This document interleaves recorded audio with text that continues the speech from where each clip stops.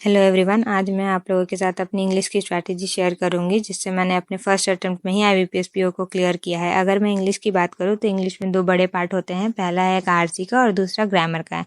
अगर मैं आरसी की बात करूं तो आप द हिंदू से हर दिन 2 एडिटोरियल पढ़ सकते हैं, जिससे आपकी रीडिंग अच्छी हो जाएगी और साथ ही साथ आपके वोकैब्स और सिनोनिम्स एंटोनिम्स ये सारे भी अच्छे हो जाएंगे।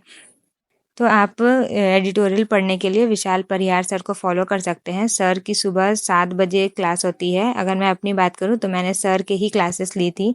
एडिटोरियल में थोड़े टफ लैंग्वेज यूज़ की जाती है, तो आप सर के वीडियोस को फॉलो कीजिएगा। उसके बाद आप चाहें तो खुद भी पढ़ सकते हैं। साथ ही साथ आप नोट्स भी प्रिपेयर कीजिएगा।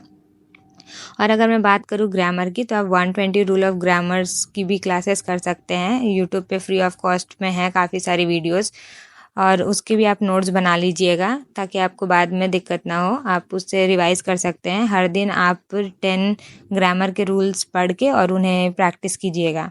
अगर मैं प्रैक्टिस की बात करूं तो आप प्रैक्टिस मॉक करके है, काफ़ी सारे ऐप है जहां आप प्रैक्टिस कर सकते हैं, लेकिन मैंने प्रैक्टिस मॉक्स से ही सेक्शनल मॉक्स और टॉपिक वाइज मॉक्स लगाए थे। अगर मैं टॉपिक वाइज मॉक्स की बात करूं तो आप आरसी की जो मॉक टेस्ट है वो आप डेली दीजिएगा एक, और अगर मैं सेक्शनल मॉक की बात करूं तो आप हर 2 दिन में एक मॉक दे सकते हैं। और एनालिसिस इज़ मस्ट, आपको एनालिसिस करना ही है। मॉक देने के बाद आप उसके अच्छे से एनालिसिस कीजिए। जो वर्ड्स आपको ना समझ में आए आप उसे कॉपी में नोट डाउन करके और बाद में उससे रिवाइज कर सकते हैं, क्योंकि बैंकिंग में वर्ड्स रिपीट होते हैं। और अगर मैं बात करूँ IBPS और SBI की तो उनमें डिस्क्रिप्टिव राइटिंग भी होती है जिसकी जो आपकी इम्प्रूव हो जाएगी वो द हिंदू के एडिटोरियल्स पढ़ने से ही। और अलग से भी मैं बाद में वीडियो बनाऊंगी डिस्क्रिप्टिव के लिए। Thank you.